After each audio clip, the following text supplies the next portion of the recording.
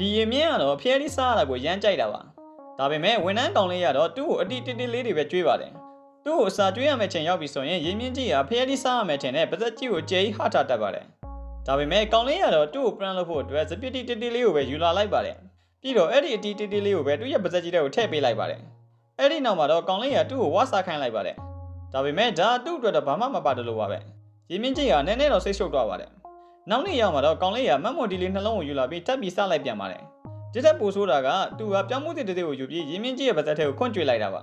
ဒီချိန်မှာလည်းရင်မြင့်ကြီးကထပ်ပြီးလှည့်စားခံလိုက်ရပြန်ပါတယ်အဆိုးဆုံးရာကတော့ကောင်လေးကနှမ်းစစ်တစ်ကိုလက်မကပ်ပြီးသူ့ပါဇက်ထဲကိုခွန့်ကျွေးလိုက်တဲ့အချိန်မှာဒီချိန်မှာတော့ရင်မြင့်ကြီးကသူ့ကိုခဏခဏလာပြီးလှည့်စားနေတယ်ဆိုတာကိုသဘောပေါက်သွားပါတယ်ဒါနဲ့ကောင်လေးကိုစိတ်ဆိုးစိတ်ကောက်သွားပြီးမခုံမပြောတွေပါဖြစ်ကုန်ပါတယ်